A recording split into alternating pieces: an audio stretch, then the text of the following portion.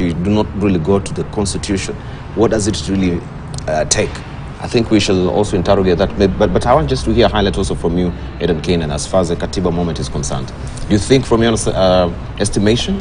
For those of us who come from northern Kenya, you know our history. We didn't fully participate in the making of the first post-independent constitution. We had other challenges.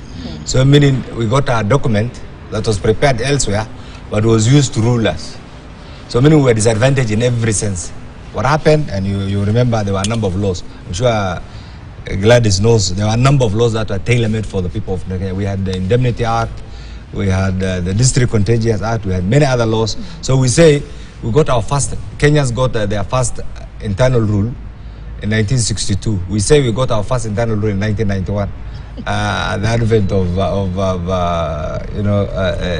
repealing Section 2 of the, and then we say we got our independence in 2010.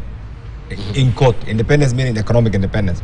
So that is a very pragmatic view of the constitutional evolution of Kenya. But I didn't look at it. I was in Parliament. First of all, we must accept that this is a man-made document. Man-made document, meaning you expect many pitfalls. Man-made, this is one thing that we must internalize. Man-made document, meaning it has so many challenges. Even at the time when we were passing, and remember it was a product of many years, many attempts to have a new constitution. So what happened in Naivasha towards the tail end of early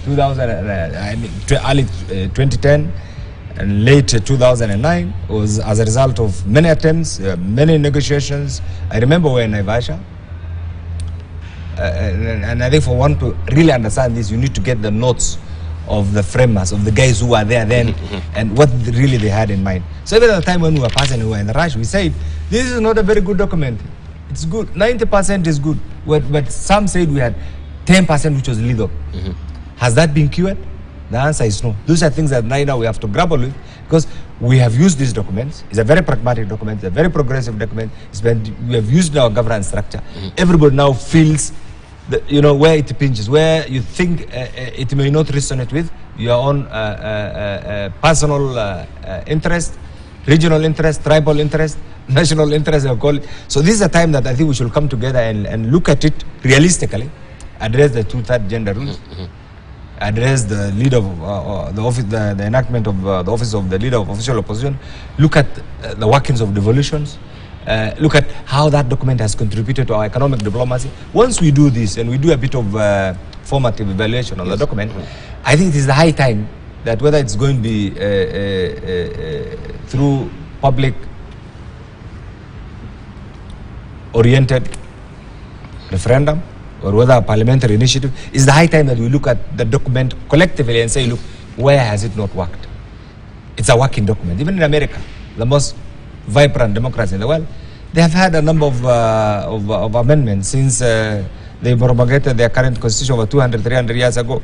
So Kenya is not an exemption. But I think we must admit that we have a very good document.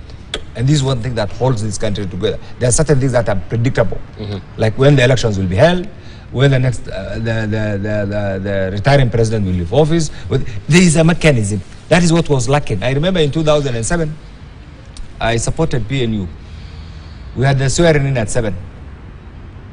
That raised a lot of questions. And even the framers, when they came up with these timelines on how the presidential elections are supposed to be conducted, how the transition is supposed to be done, they must have had learned from that particular challenge. Now that we have learned from the other challenges, it is the high time that we look at it critically, objectively, soberly, and come up with the areas that we think will add value to the well-being of the people. Ultimately, we must also remember, we can disagree with our petty politics, but we all have one country called the Premier Republic of Kenya. And without it, you will not be seated where you are. Indeed. Gladys will not be where she is.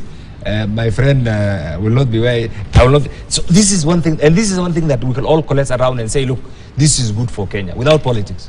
But if we look at it, because Kenya is a very political country, and our different players in our governance platform have expanded. Traditionally, we used to have parliament, the judiciary, the executive. Now we have social media. as part of our governance structure, because they do things that you may not ask them to do, and that informs the public, and it's even ahead of you before even you make even a decision. That also shapes the public opinion. We have the members of the fourth estate. You see the kind of things that you do, the sensational headlines. If you look at all the headlines today, they're not sensational. let me take you this. Okay. Look at this face. Right. The cruel face of corruption. Good topic, but it's very sensational. That's the Daily Nation. Yes. If you look at this, the Star is one topic, and itemized. Just a slight comment the president made now is the headline. Look at this. It's another. So of course, for you have to look at what sells. But I think this is the high time that we need to change our thinking and concentrate on the economic activities of the. That's what is going to give. That's what's going to expand our economic, our GDP. That is what is going to give us some capital gains. That's what is going to improve, reduce the cost of living. And that is one thing that right now we are putting on the cabinet. We are talking about the cost of living. How do you reduce the cost of living when you have had mandamando, when you have destroyed businesses? I saw something today with people, and something that really got my attention. The Italian investors appealing to the president, complain about cartels. I think those cartels, because how do we attract foreign direct investment if we do not have a conducive environment? I wanted to come robustly on that. The issue also the president is raising with the cartels as well in the sugar sector. Now also we have it in. So when I saw this, and I just said I hope this will also attract the attention of the president. If it is true, I'm not sure that it's true or not. I think that should not only apply to the Italian investors in Kenya. All investors must be protected. And this is right now we are under pressure. And this is one thing that just see Ethiopia. Just see Rwanda, just see Tanzania, just see Uganda. Our competitive edge right now is with Southern Sudan, Somalia. I'm not going to know any minute. And this is what we need to get off.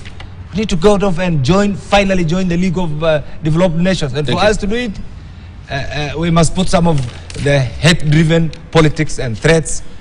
We'll go back to Mandamando. We'll do this. Those things don't assist. Our lete kikombe ya chai kwa meza. All right. Let's hear from Kale Mulu briefly.